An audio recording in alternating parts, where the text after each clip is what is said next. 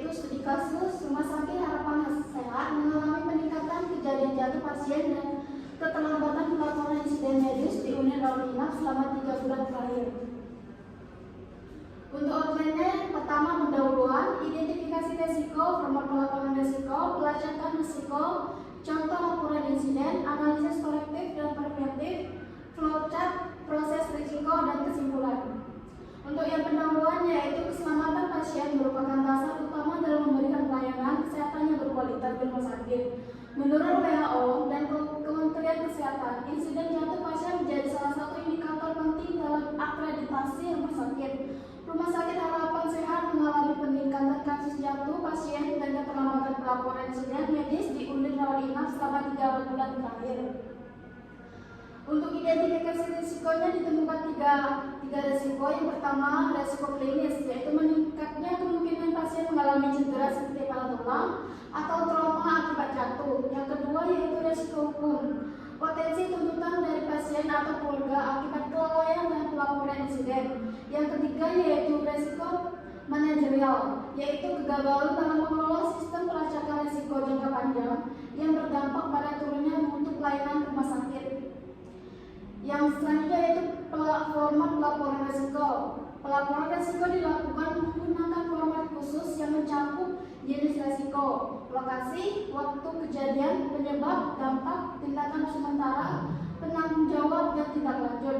Contohnya itu seperti untuk kejadian jatuh pasien laporan mencantumkan tingkat keparahan, ringkasan, singkat insiden, serta status tidak lanjut apakah sudah selesai atau masih dalam evaluasi.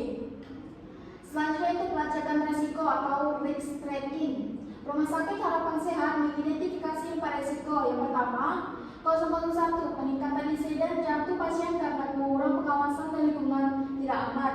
Yang kedua, keterlambatan pelaporan insiden akibat proses manual yang rumit. Yang ketiga, dokumentasi yang tidak lengkap karena tidak ada standar template.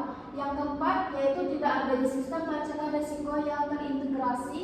Tindakan mitigasi dilakukan melalui root cause analysis, penerapan from digital, pelatihan staf, serta penggunaan risk register berbasis digital.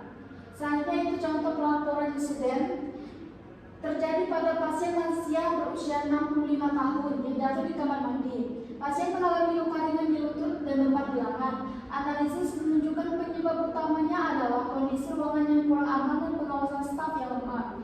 Tindakan yang dilakukan antara lain memberikan pertolongan pertama, evaluasi dokter, pemberitahuan kepada keluarga, dan pelaporan ke tim mutu. Langkah perbaikannya meliputi asesmen risiko jatuh, perbaikan fasilitas, serta pelatihan perawat agar lebih waspada selama shift pagi. Selanjutnya yaitu analisis korektif dan preventif. Berdasarkan hasil analisis akar masalah, root cause analysis, ditemukan 4 penyebab utama, yaitu staf yang kelebihan beban kerja, kondisi ruangan yang tidak aman, sistem pelaporan manual, dan kurangnya pelatihan keselamatan. Tindakan korektif yang dilakukan yaitu yang pertama, melakukan analisis akar masalah bersama tim perawat. Yang kedua, mengimplementasikan sistem pelaporan digital melalui Google Form dan modifikasi WhatsApp.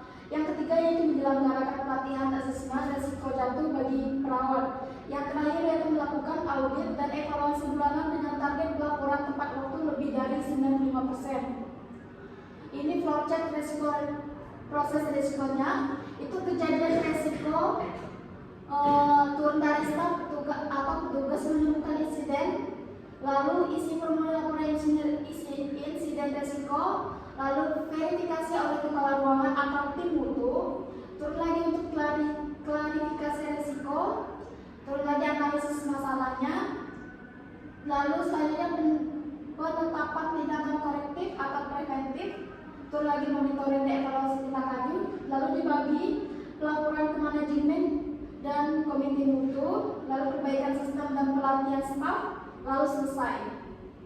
Untuk kesimpulannya adalah peningkatan kejadian jatuh pasien di rumah sakit Harapan Sehat terjadi karena lemahnya sistem pelaporan, kurangnya pelatihan, dan tidak adanya sistem pelacakan risiko yang efektif. Melalui penerapan sistem digital, pelatihan staf, dan audit berkala, diharapkan rumah sakit dapat menurunkan angka insiden hingga 50% dalam waktu 3 bulan dan meningkatkan ketepatan pelaporan lebih dari 95%, Langkah ini akan membantu menciptakan budaya Islam makan yang berkelanjutan, meningkatkan mutu pelayanan dan memperkuat reputasi rumah sakit. Baik, itu saja dari saya. Terima kasih.